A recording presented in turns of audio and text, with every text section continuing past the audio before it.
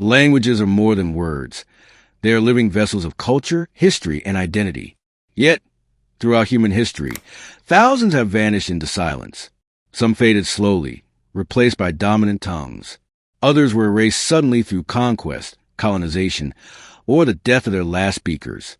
Experts estimate that out of the 7,000 languages spoken today, nearly half could disappear by the end of this century. But here's the twist. Some are being pulled back from the brink of extinction, resurrected like voices from the grave. When we speak of lost languages, we often imagine ancient scripts on crumbling stone tablets or forgotten dialects moldering in dusty archives. But in truth, many were spoken as recently as a few decades ago. They were once sung in lullabies, whispered in love letters, and shouted in marketplaces. Their disappearance was rarely peaceful, often tied to cultural suppression, forced assimilation, or migration. And yet, in a quiet revolution, linguists, communities, and passionate individuals are breathing life back into these tongues. Imagine reviving a language that no living person remembers speaking fluently. Imagine reconstructing grammar from faded manuscripts, teaching pronunciation from old recordings, and piecing together missing words like a giant cultural jigsaw puzzle. This is not just about nostalgia. Reviving a language means reviving a worldview. Languages carry unique ways of describing reality. Terms for relationships that don't exist in other tongues. Words for natural phenomena that other languages must describe in clumsy phrases. When a language dies, a way of thinking dies with it. When it is reborn, that worldview can live again. In this story, we will journey through the rise, fall, and miraculous revival of lost languages. We'll meet people who dedicate their lives to this work. Not only scholars with degrees in linguistics, but also elders, activists, and everyday people determined to keep their ancestral voices alive. We'll explore examples from all corners of the world, from the windswept Orkney Islands to the deserts of Australia, from Native American reservations to the rainforests of the Amazon. We'll learn how technology, ironically, one of the forces once blamed for linguistic homogenization, is now playing a surprising role in language revival.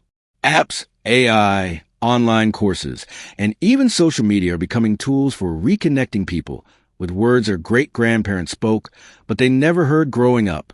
But this journey will not be without its challenges. Some revivals succeed in creating vibrant new speakers. Others face criticism for being museum pieces, languages spoken only in classrooms or ceremonial occasions. The struggle to make a language truly live again is as much about community identity and pride as it is about vocabulary and grammar. As we begin, remember this: a lost language is not dead until no one remembers it or cares to. And around the world, more people than ever are deciding that some voices deserve to be heard again, no matter how long they've been silent. This is the story of tongues from the grave. Languages do not vanish overnight. Their decline is usually a gradual process, a slow erosion of words, meanings, and speakers. In many cases, it begins when a dominant language overshadows a smaller one, offering greater economic opportunities, political advantages, or social prestige.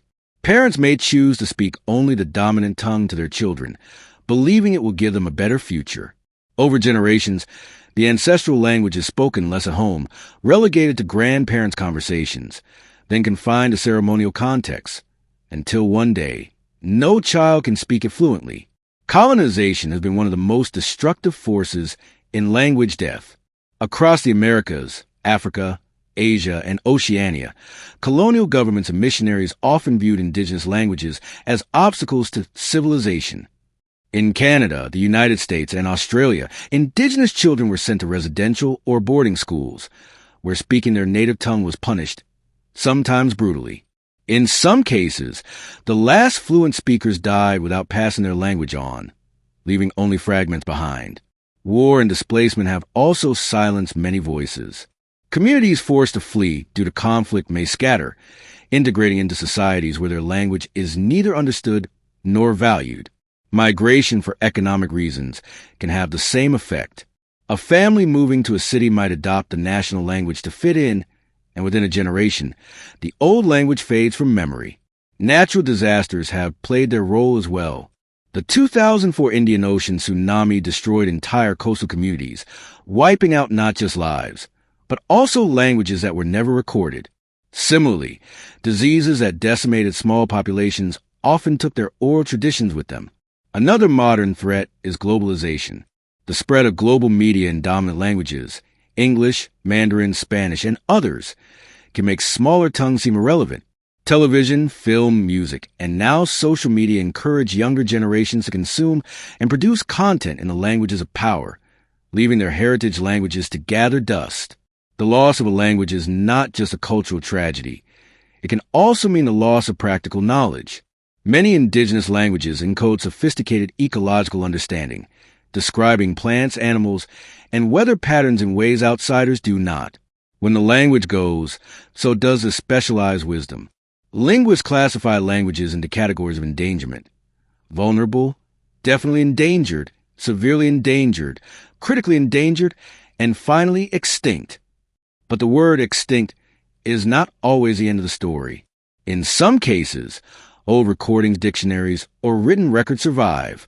These remnants can serve as seeds for revival. Yet, language death is rarely caused by just one factor. It's often the result of a combination: political suppression, social pressure, migration, and generational change. The tragedy is that by the time most people realize a language is endangered, it may already have only a handful of elderly speakers left. This is where the rebirth begins. When a community decides that silence is unacceptable, the process of resurrection starts, not with words, but with the will to remember and speak again. Language revival often begins with a moment realization, a community suddenly recognizing that their ancestral tongue is slipping away. This awakening can be sparked by many things: the death of the last fluent elder, a young person's curiosity about family history, or even a cultural renaissance movement. Once that spark is lit, it can grow into a determined effort to reclaim what was lost. For some, the turning point is grief. When the last native speaker of Ayak, Marie Smith Jones, died in 2008, it marked the official extinction of the language in Alaska. Yet her passing galvanized younger generations and linguists to compile her recorded stories, preserving them for study and, potentially, for revival. This pattern is repeated across the globe, loss igniting urgency. Other revivals begin with pride. In the late 19th and early 20th centuries, Hebrew was largely a liturgical language, used only in religious contexts. It was not a native mother tongue. But through the efforts of Eliezer Ben Yehuda and others, it was revived into a modern, living language spoken by millions today. While Hebrew's story is unique, because it went from ancient scripture to national language, it proves that a determined movement can make a dead language live again. Community-driven revival is especially powerful. The Maori of New Zealand saw their language, Te Reo Maori, decline rapidly during the 20th century. In the 1980s, Maori elders and activists started language nests, Kohangario, where preschool children were immersed in Maori. These programs grew into schools and media outlets, helping to restore intergenerational fluency. Technology has also become a spark. The internet allows small language communities to connect, share resources, and teach learners who may live far from their ancestral homeland. Social media accounts, YouTube channels, and even TikTok videos are now tools of revival. The Cornish language, once considered extinct, now boasts online learners and musicians producing songs in Cornish. Sometimes revival begins with a single passionate person. In Australia, linguist Gilad Zuckerman worked with Barngarla elders to reconstruct their language from 19th century documents. This collaboration has reintroduced Barngarla to descendants who never heard it spoken in their lifetime. But revival is rarely smooth. Critics sometimes argue that reconstructed languages are not authentic because pronunciation, idioms, and certain words may be guessed or borrowed. Supporters counter that even if a revived language is not identical to its historical form, it is still a cultural lifeline, an act of resistance against erasure. What unites all these sparks of revival is a shared conviction. A language is worth saving, even if it must be rebuilt piece by piece. It is an act of reclaiming identity, history, and pride. Once the spark catches, the journey toward fluency begins. The revival of a lost language often depends on the fragments it left behind. Sometimes these are rich, complete dictionaries, grammar books, and recordings. Other times, they are sparse, a few word list in an explorer's journal or fragment of dialogue in a colonial report. Whatever exists, These relics become the foundation for reconstruction. Archival recordings are treasures. In the early 20th century, ethnographers and linguists traveled with bulky wax cylinder recorders, capturing songs, stories, and conversations in languages now extinct. These crackling, imperfect recordings are sometimes the only source for pronunciation and tone. Modern technology allows these sounds to be cleaned up, analyzed, and studied by new generations of learners. Dictionaries and grammar books, often compiled by missionaries or colonial officials, can be both a blessing and a curse. While they preserve vocabulary, they may also reflect the biases and misunderstandings of their compilers. Words may be mistranslated, meanings oversimplified, or cultural nuances ignored. Modern revivalists must sift carefully, comparing written records with any surviving oral traditions. Manuscripts and letters also provide insight. In Ireland, for example, some Gaelic dialects survive only in handwritten correspondence between locals from the 18th and 19th centuries. These personal writings reveal informal grammar and idioms often missing from formal documentation. In recent years, digital archives have revolutionized access. Institutions like the Endangered Languages Archive, (YELAR), and the Rosetta Project have gathered thousands of hours of recordings, photographs, and texts, making them freely available to communities worldwide. This democratization of resources allows even small, remote groups to begin revival efforts without relying solely on universities or government agencies. Reconstruction also involves linguistic detective work. If a word is missing, researchers may look at related languages, so-called sister tongues, to infer what it might have been. This method, called comparative reconstruction, has been used to fill in gaps for languages like Wampanoag in the U.S. and Dalmatian in Europe. Technology has introduced new tools. Speech synthesis can model likely pronunciations, AI can help identify patterns in old recordings, and smartphone apps can gamify vocabulary learning. These tools make it easier for people to engage with their heritage language daily. However, the existence of materials is not enough. A living language needs speakers, not just learners memorizing lists of words.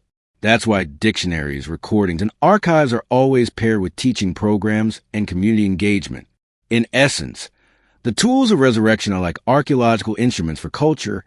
They dig up the fragments, polish them, and set the stage for something once buried to speak again. But having the pieces is only step one. Breathing life into them requires human connection. In a revival of any language, elders are often the most precious resource. They are living archives, repositories of words, idioms, and cultural context that no book or recording can fully capture. Even if they are not fluent in every aspect of the ancestral language, they may remember prayers, songs, or expressions passed down orally.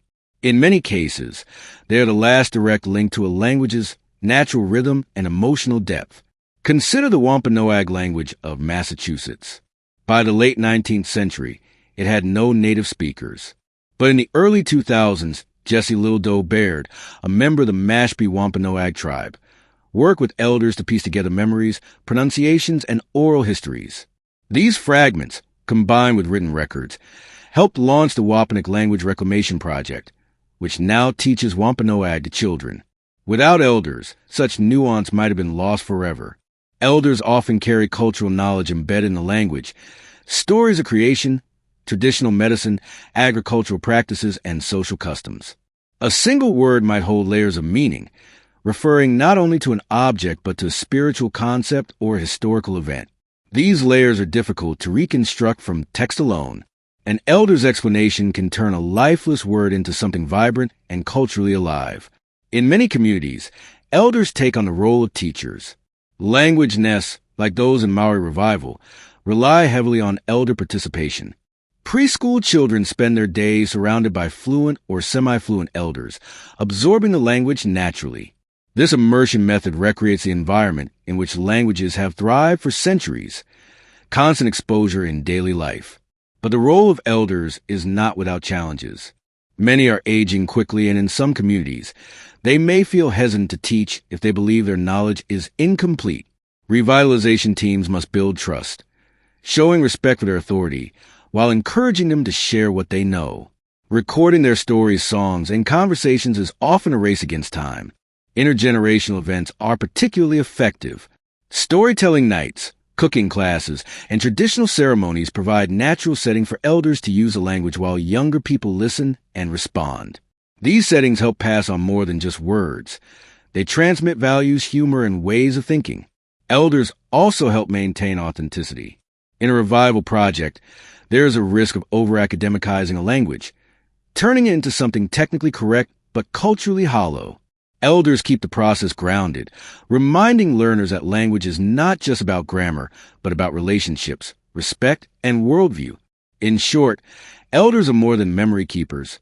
They are bridges.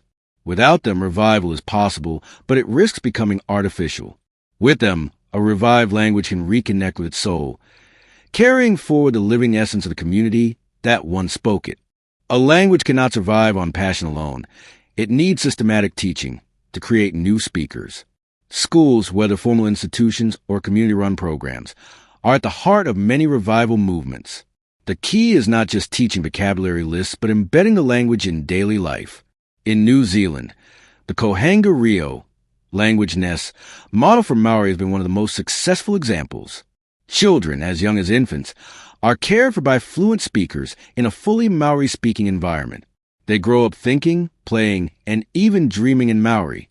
As these children move into primary and secondary school, the Kara Kapapa Maori system continued their immersion education, ensuring they could live their lives bilingually. In Hawaii, a similar transformation has taken place. In the early 1980s, the Hawaiian language was critically endangered, with fewer than 50 children speaking it fluently.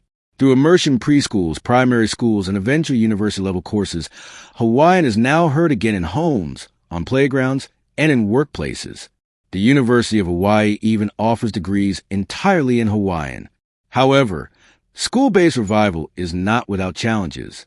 Funding is often scarce, especially for smaller communities.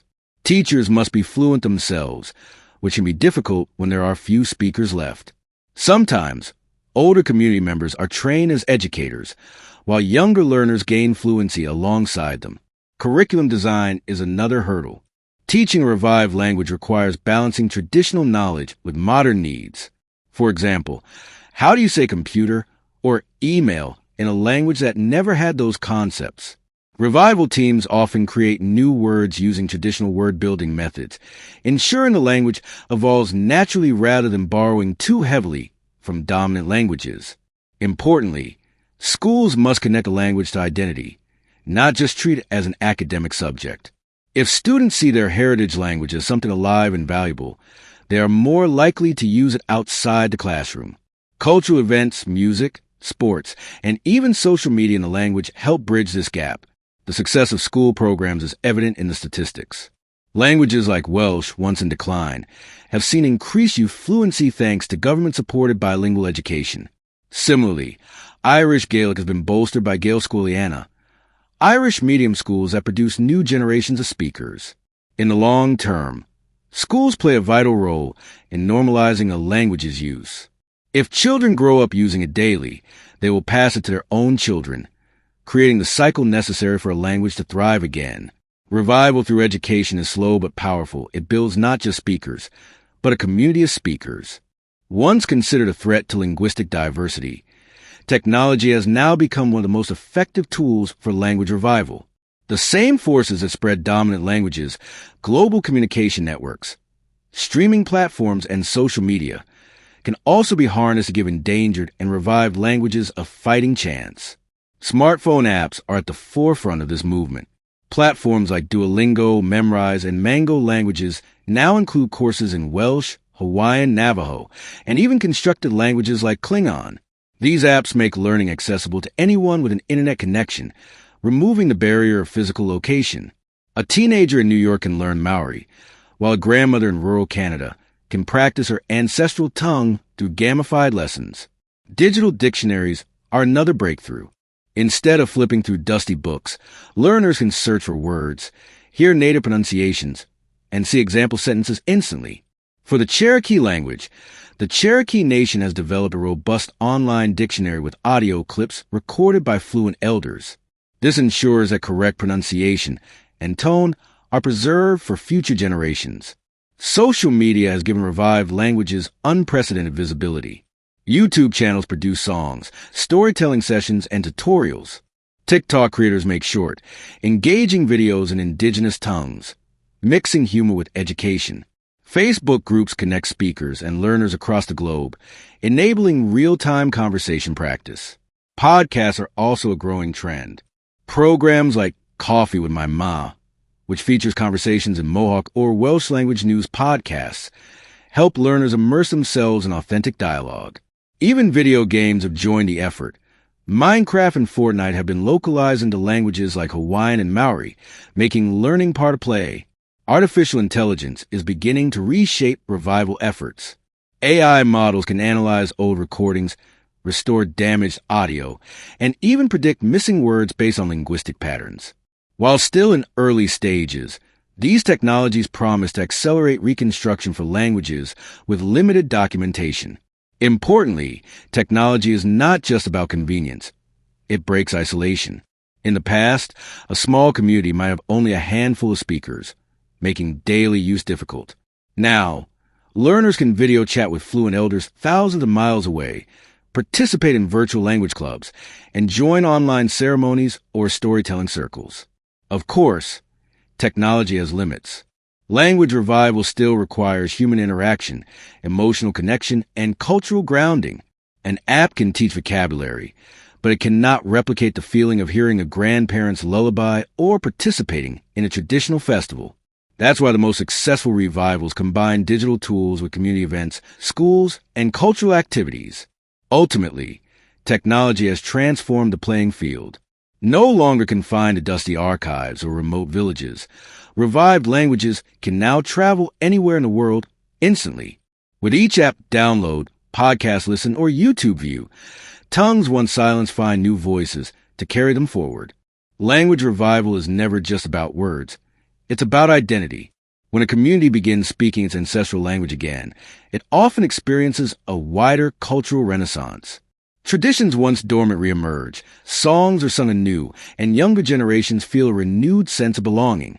For many indigenous peoples, their language is a direct link to their worldview. It shapes how they see nature, relationships, and spirituality. For example, in the Anishinaabe language, certain verb forms reflect whether an action benefits the community. These subtle nuances carry values that cannot be easily translated. When the language is spoken again, those values are reinforced. Community pride often blossoms when revival efforts become visible. In Wales, the use of Welsh in public signage, media, and events has normalized its presence. This visibility sends a powerful message to young speakers. Your language belongs here. Similarly, in Hawaii, the resurgence of hula and traditional chants has gone hand in hand with the Hawaiian language movement. Festivals and public performances play a major role. Storytelling nights, traditional dances, and theater productions in a revived language allow both fluent speakers and learners to participate. These events turn the language into a living, breathing part of public life rather than something confined to classrooms or textbooks. Cultural revival also extends to crafts, cuisine, and rituals. In some communities, cooking classes are conducted entirely in the language, preserving not only words but also culinary heritage. In others, elders teach traditional weaving or carving while conversing with students in their mother tongue. These hands-on experiences root the language in everyday life. Young people are often the most powerful ambassadors of cultural revival. When they rap in their ancestral language, create YouTube skits, or post memes in it, they modernize its image. Instead of being seen as old-fashioned, the language becomes cool, relevant, and adaptable. This shift is crucial for keeping it alive beyond a single revival generation. Still, pride must be nurtured carefully. Some revival efforts face resistance from within, especially if there are lingering wounds from historical oppression. People may associate their language with shame or discrimination, making them hesitant to embrace it openly. Revival leaders must address this trauma, framing the language as a source of empowerment rather than a relic of hardship. When done well, cultural revival creates a feedback loop. The more the language is spoken, the more cultural practices flourish. And the more those practices thrive, the more opportunities arise to use the language. This cycle can transform a once endangered tongue into a proud, central feature of community life. Reviving a language is difficult, But keeping it alive can be even harder. The early stages are often fueled by passion, with volunteers and activists working tirelessly. However, once the initial excitement fades, sustaining momentum requires careful planning, resources, and constant adaptation. One major challenge is creating fluent speakers who use the language daily. Classroom learning alone rarely achieves this. Immersion environments, such as schools or community centers where the language is a default, are essential. Without them, many learners plateau at a basic conversational level. Another challenge is generational continuity. A revival effort might succeed in teaching a small group of children, but if those children grow up without passing it to their own kids, the cycle breaks again. Ensuring long-term intergenerational transmission requires deep integration into family life, not just public programs. Funding is a constant struggle. Many revival projects rely on grants, donations, or volunteer labor. When funding runs out, language classes or cultural events can disappear, stalling progress. Government support can make a huge difference, as seen in countries like Wales and New Zealand, but not all communities have political backing. There is also the question of authenticity. Reconstructed languages sometimes face criticism for not being real, because certain words or pronunciations are approximated. Some elders may disagree with new coinages from modern concepts, leading to debates over which version is correct. These disagreements, while natural, can slow progress. Another obstacle is relevance. If a language is taught only in formal contexts or tied solely to tradition, young people may see it as impractical. That's why integrating it into modern life, through social media, music, and pop culture, is critical. Languages must evolve to include terms for technology, science, and contemporary culture without losing their character. Community unity is vital. Rivalries, political divisions, or disputes over leadership can fracture revival movements. The most successful projects are those where different factions set aside differences for the sake of the shared goal. Finally, there is the risk of burnout. Revival work can be emotionally exhausting, especially for communities dealing with historical trauma. Activists must pace themselves, celebrate small victories, and encourage new leaders to step forward so the burden doesn't fall on a few shoulders. Keeping a language alive is not a sprint. It is a marathon without a finish line. But the rewards are immense. Every conversation in the revived tongue, every child song, every casual greeting in the street is proof that the effort is working. And in those moments, the language is not just surviving, it is living again. The rebirth of lost languages is one of the most hopeful cultural movements of our time. In an age when globalization and technology often seem to erase differences, these revival efforts prove that diversity can flourish alongside progress. Every time an endangered language gains new speakers, it is a small victory against cultural homogenization. The future of revived languages will depend on a blend of tradition and innovation. Communities must remain rooted in the cultural values and histories that gave birth to their languages while embracing modern tools to ensure relevance. Apps, online classes, and AI translation tools will likely play an even greater role in the decades ahead, allowing people to learn and use their heritage tongue from anywhere in the world. Yet, the heart of revival will always be human connection. A language truly lives not in dictionaries or apps, but in the laughter of children, the wisdom of elders, and the rhythm of everyday conversation. That means the most important step for any revivalist is simple.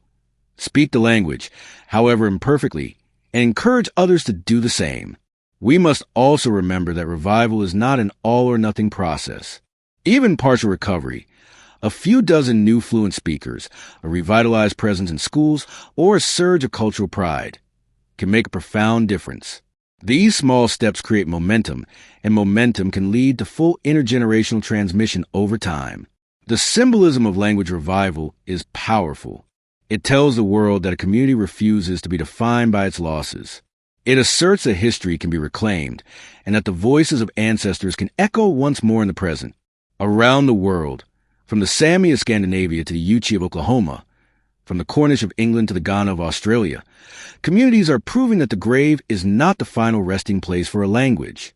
With dedication, collaboration, and creativity, silence can be broken, and words long forgotten can return to everyday speech. Perhaps the most inspiring aspect of these revivals is that they are acts of love for one's heritage, for the wisdom of ancestors, and for the unique way each language shapes the human experience. In this sense, every revived word is not just a piece of vocabulary. It is a gift to the future. So the next time you hear someone speak in a language you don't recognize, pause for a moment. You may be listening to a miracle, a voice pulled from history, given breath once more, and carried forward into a world that, against all odds, will never forget it again. Languages are more than words. They're the heartbeat of history. If this story spoke to you, give it a like, share it with a friend, and subscribe to the Crit Stories for more forgotten tales brought back to life. Let's keep these voices alive, together,